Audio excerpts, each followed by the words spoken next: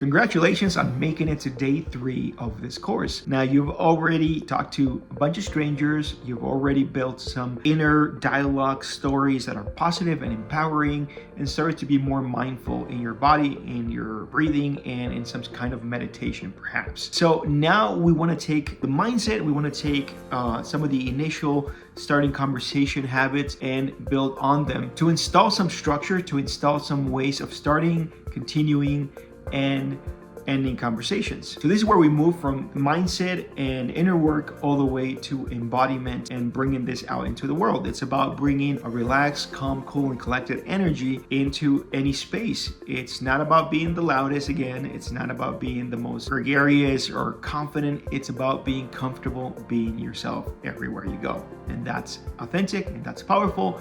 And it's gonna lead the way to some incredible conversations and some incredible connections. Before we get into ways of starting conversations and the mindset behind starting conversations, I want to say that first of all, you're not there to impress, you're not there to perform, and you're not there for a specific outcome. Remember that. It's not about getting something. It's about giving and inspiring. So as you begin to build that confidence, that self-esteem, and that energy, you begin to shift your focus from internal, in terms of like, what do people think of me, and going from, okay, what does the environment think of me, to what's going on over here, what's happening in the environment. And so that brings curiosity, joy, and different ways of connecting with your environment, with people that wasn't there before. Now, having just said that, there are 4 main ways to start conversations that I typically use. And think of these as energy tools, think of them as mindsets or even intentions rather than scripts. The first one is curiosity.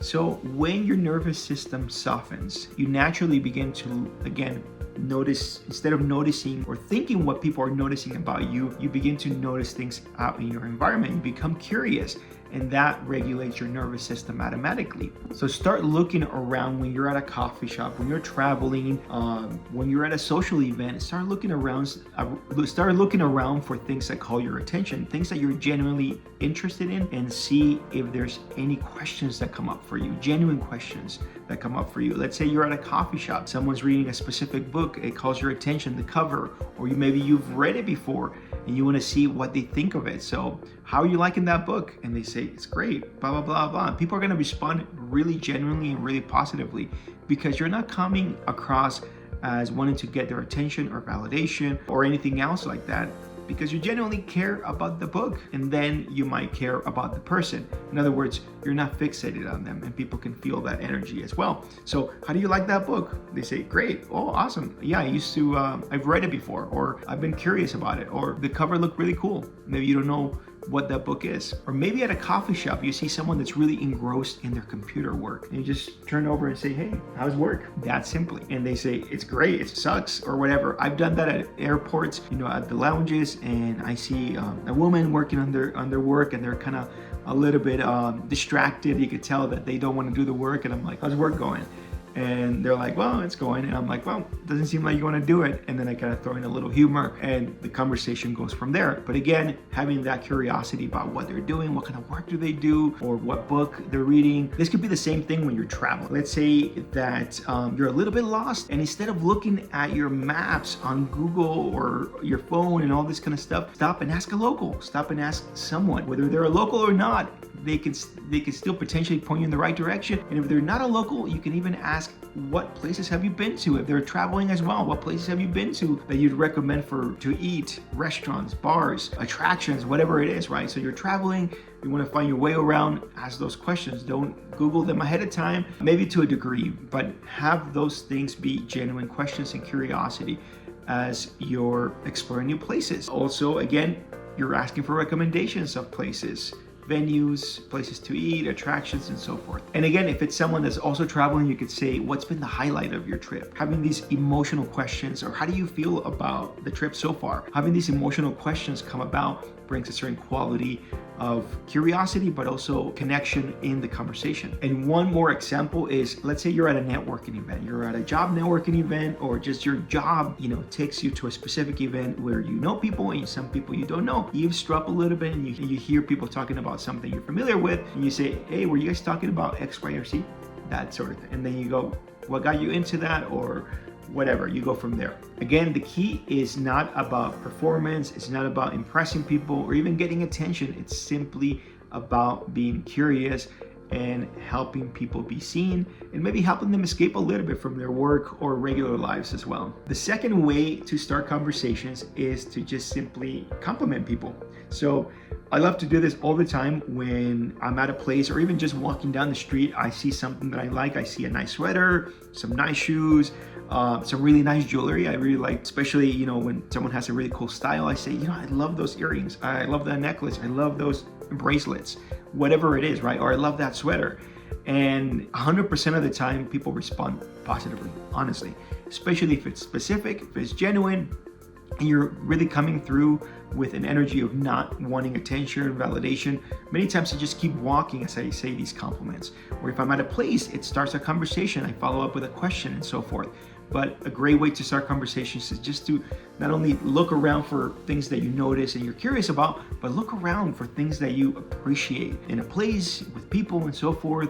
Or maybe you're going into a coffee shop, a bar, a restaurant, and you really like, you know, the environment there. You could compliment, you know, the barista, the bartender, you know, the waitress, the waiter, as far as that place goes. Appreciation can go, you know, in many different ways, and it's always appreciated. So that's the second way. The third way is just playfulness and humor. So look around again and see if there's anything that calls your attention or that's humorous, or you might already have things that you typically say wherever you go. Let's say you're at a place and it looks like it's super packed. You could just be sarcastic, something as simple as saying the opposite of what you're seeing. So you could say to the bartender, man, is this always this dead here or what? How do you, how do you keep busy or how do you keep yourself entertained or not falling asleep during these times or something like that, Again, tone and delivery and energy really matters when it comes to all these things, especially with humor. Another example of this is when someone says, how are you? You could say horrible, it's my day off and I'm going bike riding or I'm going swimming or I'm going skiing or whatever it is that you like to do. It's a horrible day, just relaxing, and you kind of give a bit of a smirk after you say that, obviously that you're saying that you're joking, and you give a bit of a smirk after you say that just to show that you're joking, of course. So far you have curiosity, be curious about what's going on in your environment with people. You also have appreciation. Give compliments. Look around in your environment. What do you love? What do you appreciate genuinely? And third is playfulness. Joy, bringing joy into people's lives and just being humorous. This is really about, entertaining yourself. If you find something entertaining, if you find something humorous, chances are that other people will too. And even if they don't, it's about you having a good time as well without obviously insulting anyone or something like that. That's really, really important. And the fourth way to start conversations is acts of service. So similarly to the other ones, look around in your environment and see if there's opportunities to support people, to help people. Maybe someone's carrying their groceries and they're super heavy, offer to help them out even if they don't accept. Obviously opening doors and any way of being of service that you're able to do, look for those opportunities and spread that good energy. All these ways of starting conversations, whether it's curiosity, whether it's appreciation, whether it's humor, whether it's acts of service, all are about giving, genuinely giving. And it's a complete mindset shift, I should say, in regards to how we interact with people. Not only create, a very successful interactions when it comes to connecting with people, but also they create a bit of a domino effect when it comes to spreading the good energy, because maybe you do an act of service to one person and consciously or unconsciously, they pay it forward to another person. It's the same thing with questions and curiosity and humor and appreciation. People begin to feel like their day is improving, so they want to do the same thing for their friends, for their family, or even strangers.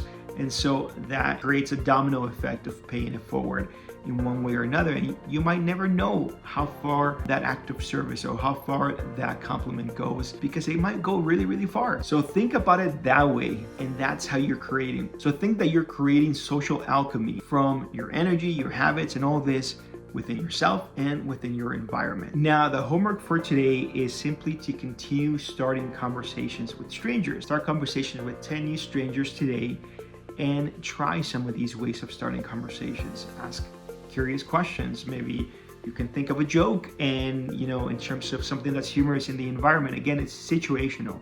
It's not about stand-up comedy or some sort of routine. Or maybe you find ways to support people. Whatever feels the most comfortable and natural for you, start to use that way of starting conversation. And email me. I love to hear what happens.